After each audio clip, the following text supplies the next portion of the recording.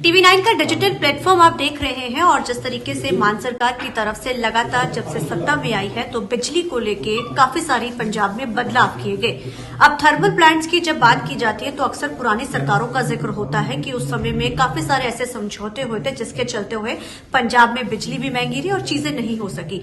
अब एक private thermal plant को सरकार की तरफ से उसको अब सरकारी करके खरीद लिया गया है। हमारे साथ बात करने के लिए समय कैबिनेट मिनिस्टर हरभजन ईटरिया मौजूद है। सर, प्राइवेटाइजेशन को खत्म करके सरकारी की तरफ हालांकि एक बढ़त है, किस तरीके से देखते हैं? और ये जो एक बड़ा गैप था PSPCL का, वो जो अब खत्म हुआ वो कैसे रहा?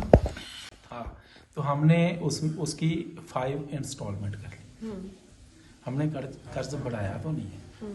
देखिए, आप कांग्रेस के समय से देख लें, पहले अकाली दल रहा, उसके समय में देख लें, वो भी कर छोड़ कर गए।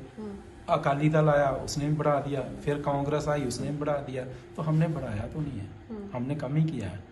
9020 करोड़ में से हमने 1804 करोड़ की इंस्टॉलमेंट की।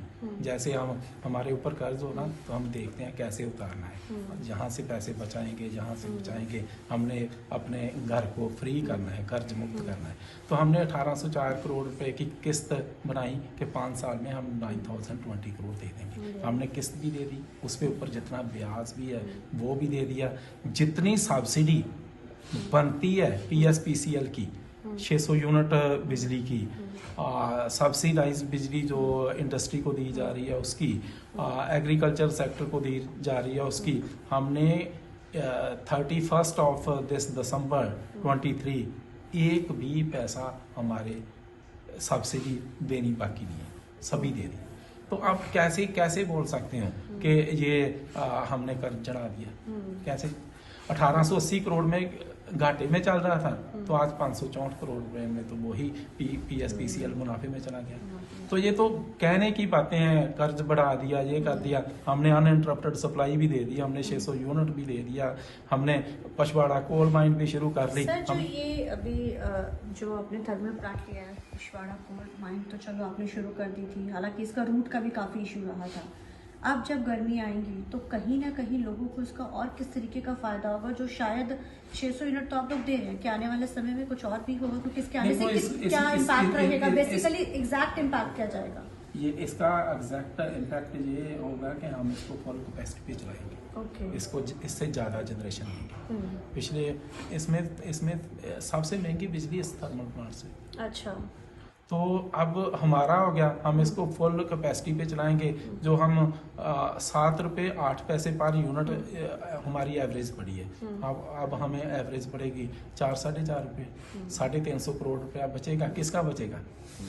किसका बचेगा? पंजाब का बचेगा ना, पंजाब के लोगों का बचेगा। सो ये सीधा इम्पैक्ट लोगों पे जाएगा। सर, सोलर को लेकर भी बड़े चीज़ें कही जा रही हैं, कुछ रेट का भी जिक्र किया जा रहा है। सरकार आपकी सरकार आने के बाद खासकर पर सोलर पावर को प्रमोट किया जा रहा है, और जो रेट्स का है वो क्या फ़र्क है?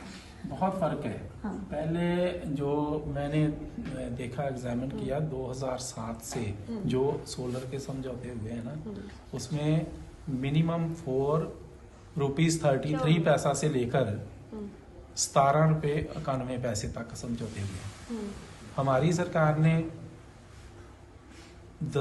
अप्रैल 2022 से 2 रुपये 33 पैसे से लेकर 2 रुपये 75 पैसे तक समझौते किए। हमने 2800 मेगावाट के समझौते किए हैं, 10 समझौते हमने किए हैं, उन्होंने 9 किए थे, 950 मेगावाट के। तो उसका रेट देखो, इतने महंगे समझौते करोगे, इतना महंगे समझौते करके वहां से बिजली लोगे तो लोगों को क्या दोगे? इतने महंगे समझौते करोगे, इतना महंगे समझौते करके वहां से बिजली लोगे तो लोगों को क्या दोगे? क्या ये चीजें सामने रखी जाए कि अब ये चीजें फैक्ट्स लाए जाएंगे सामने, जो ये रेट का जो इतना गैप रहा है? बिल्कुल ला रहे हैं, हम तो डेली ला रहे हैं। जिसने भी इसमें कोई घपलेबाजी की है, पूरा एग्जामिन हो रहा है, कोई भी बख्शा नहीं जाएगा। ठीक है, थैंक यू सो मच। तो कोई बख्शा नहीं जाएगा, ये साफ तौर पे कहा गया है। और जिस तरीके से एक बड़ी उपलब्धि सरकार के हाथ लगी है, उसको कहीं ना कहीं देखा जा रहा है कि आने वाले समय में इससे जो बिजली जनरेशन है वो ज्यादा रहने वाली है। चंडीगढ़ से TV9 के लिए अमनप्रीत कौर।